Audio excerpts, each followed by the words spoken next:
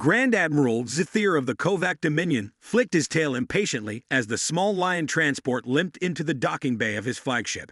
His mandibles clicked in amusement at how pathetically easy it had been to capture the vessel. One morning shot across their bow, and the peaceful lions had surrendered without resistance. Typical. The lions were known throughout the galaxy as brilliant scientists and healers, but utterly hopeless in combat. Their neutrality in all conflicts made them both valuable and vulnerable. "Bring the lion delegation to the command deck," Zithir ordered. His second-in-command, Subcommander Vex, bowed and scurried off to execute the command. The Dominion was expanding, and they needed the Lions' advanced medical technology. The fact that the Lions were under human protection was unfortunate, but ultimately irrelevant. Humans were confined to a small sector of the galaxy, their military capabilities modest at best. Their protection was more symbolic than practical. When the three lions were brought before him, Zithir was almost disappointed by their appearance. Small, slender beings with large luminescent eyes and silvery skin. They looked as fragile as they were reputed to be. "I am Grand Admiral Zithir of the Kovac Dominion," he announced, rising to his full 3-meter height. "Your vessel has violated Dominion space." The central lion, distinguished by elaborate patterns on its silvery skin, spoke in a melodic voice. "Admiral, there must be some mistake. This region is neutral territory, according to the Galactic Concord. We were on a medical mission tow. The Dominion has expanded its borders." Zithir interrupted. "This sector now falls under our jurisdiction. Your vessel, technology, and services now belong to the Dominion."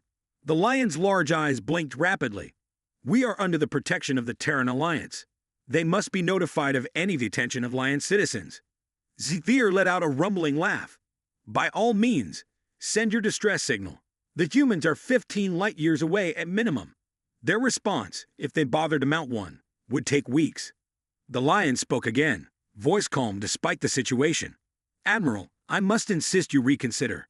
The humans are quite protective of their allies." "The humans are weak," Vex interjected with contempt. "They control barely 12 star systems. Their fleet is technologically inferior to ours."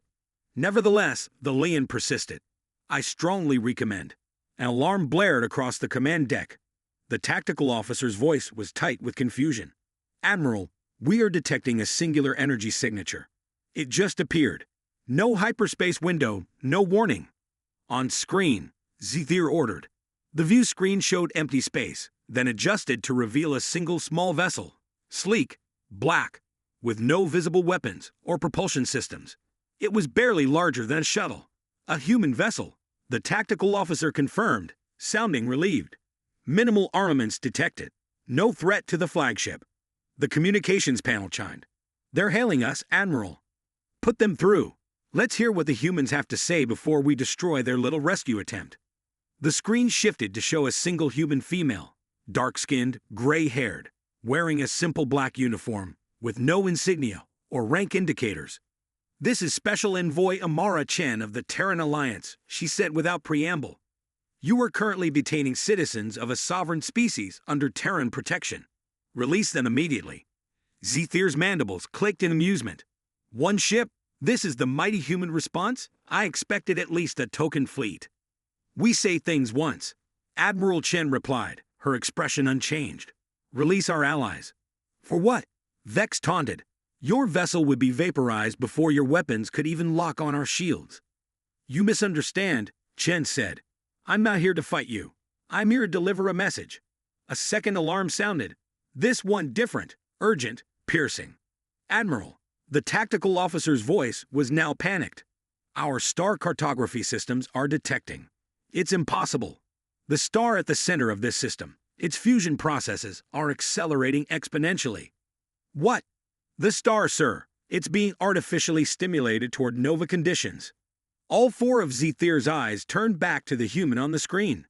"As I was saying," Chen continued calmly, "we say things once. We have extensive capability in stellar engineering. The process I've initiated can be reversed within the next 4 minutes. After that, this star will go nova in approximately 6 hours. Your flagship might escape the blast radius if you leave immediately. The rest of your fleet," she glanced at her timepiece. 3 minutes, 50 seconds remaining. I'll wait while you make your decision. The command deck fell silent as Zethir stared at the small human who had just casually threatened to destroy an entire star system. Release the lions, he finally ordered, his voice barely audible. Sometimes, the most terrifying thing in the universe isn't overwhelming force. It's the quiet confidence with which some species wield it.